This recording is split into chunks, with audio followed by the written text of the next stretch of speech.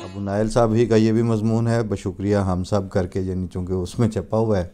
تو ہم ان کے شکریہ کے ساتھ یہ پیش کر رہے ہیں،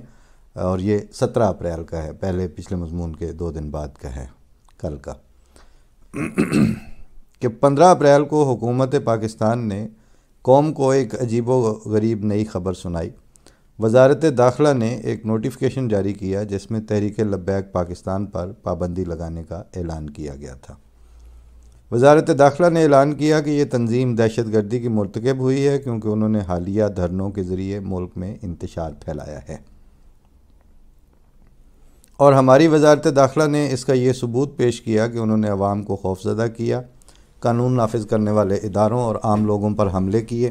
ملک بھر میں وسیع پیمانے پر راستوں کو روک کر بند کر دیا، گالیاں اور دھمکیاں دیں، حکومتی اور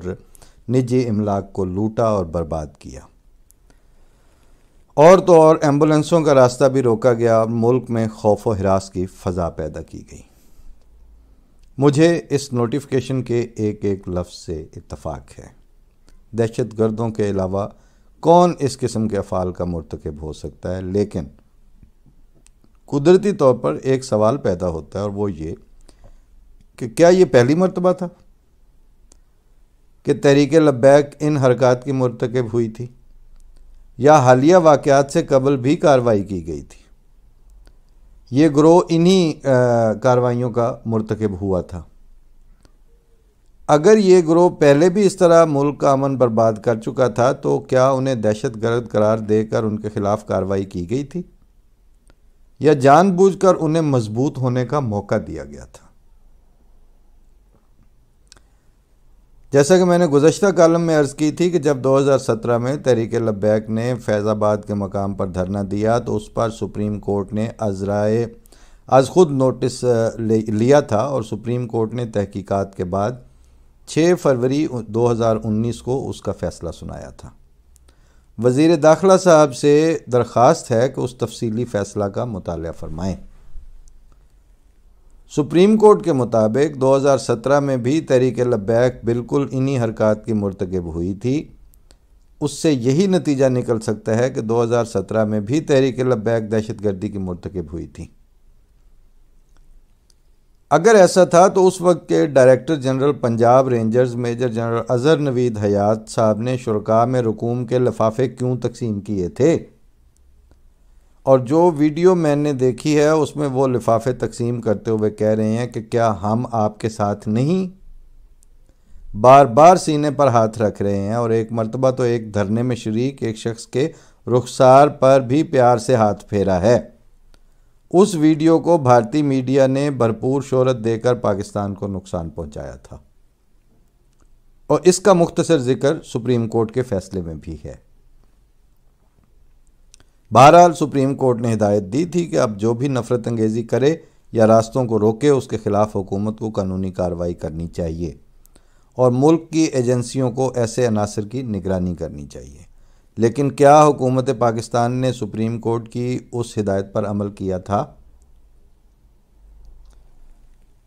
نومبر 2020 میں تحریک لبیک کے 3000 کارکنوں نے اپنے سابقہ طریقہ کار کے مطابق ایک مرتبہ پھر فیض آباد انٹرچینج اور مری روڈ کو بند کر دیا اور حملہ کر کے لیاقت باغ میں درجنوں پولیس اہلکاروں کو زخمی کر دیا، املاک کو نقصان پہنچایا۔ روزنامہ ڈان 16 نومبر 2020۔ اس صورتحال کے بارے میں سپریم کورٹ واضح ہدایات جاری کر چکی تھی کہ ایسے مجرموں کے خلاف قانونی کارروائی کی جائے، لیکن 16 نومبر کو تحریک انصاف کی حکومت نے سپریم کورٹ کی ہدایت کی خلاف ورزی کرتے ہوئے تحریک لبیک کے آگے جھک کر معاہدہ کر لیا۔ اس معاہدے میں یہ شک شامل تھی کہ تحریک لبیک کے کسی کارکن کے خلاف مقدمہ قائم نہیں کیا جائے گا، اور یہ کہ حکومت 3 ماہ میں پارلیمنٹ سے فیصلہ کرا کے فرانس کے سفیر کو ملک سے نکال دے گی۔ اس معاہدے پر اس وقت کے وزیر داخلہ اعجاز شاہ صاحب اور وزیر برائے مذہبی امور پیر نور الحق قادری صاحب نے دستخط کیے تھے۔ اس دوران خادم حسین رضوی صاحب اس دنیا سے رخصت ہو گئے اور ان کے پاس صاحبزادے سعد رضوی نے 3 جنوری 2021 کو ان کے چیلم پر واضح کر دیا کہ یہ ایک جنگ ہے اور معاہدے کی روح سے حکومت کے پاس 16 فروری تک کا وقت ہے۔ اس کے بعد جو ہوگا اس کے لیے ہمارا ریکارڈ دیکھ لو۔ یعنی اگلے اپنا ریکارڈ بتا رہے ہیں اور آپ حیران ہو رہے ہیں اس وقت کہ ہو جی لا اینڈ آرڈر کی سچویشن پیدا ہو گئی ہے، جی دہشت گردی ہونی شروع ہو گئی۔ 5 فروری کو موجودہ وزیر داخلہ شیخ رشید صاحب نے ایک بلند آہنگ خطاب کرتے ہوئے 5 فروری کو اسی سال کے پی ڈی ایم کا ذکر کرتے ہوئے فرمایا کہ اگر انہوں نے قانون ہاتھ میں لیا تو ان کے ساتھ وہ سلوک کیا جائے گا کہ تاریخ یاد رکھے گی۔ لیکن تحریک لبیک کا ذکر کرتے ہوئے انہوں نے بہت نرم لہجے میں فرمایا کہ میرا اور تحریک لبیک کا راستہ ایک ہے۔ وزیر داخلہ فرما رہے ہیں میرا اور تحریک لبیک کا راستہ ایک ہے۔ اگر ان کی وزارت کا نوٹیفیکیشن درست ہے جو اب جاری ہوا ہے کہ تحریک لبیک ملک میں دہشت گردی مچا رہی ہے تو ان کا اور وزیر داخلہ کا راستہ ایک کیوں تھا؟ مضمون آج پڑھ رہا ہے اور مجھے ایک دل خوشکن حیرت اور خوشی ہو رہی ہے، خوشگوار حیرت ہو رہی ہے کہ وہ جو میں آف ہینڈ اسکرپٹ کے بغیر بات کرتے کرتے اس تسلسل میں جو میں نے 2 دن پہلے پروگرام کیا تھا تو اس میں نے عرض کی تھی کہ اگر حقیقی تجزیہ کیا جائے تو جناب شیخ رشید صاحب ہمارے اصل مجرم آپ ہیں ریاست کے، اور ریاست کے عوام الناس کے جو امن و امان کو برباد کرنے کے اصل مجرم آپ خود ہیں۔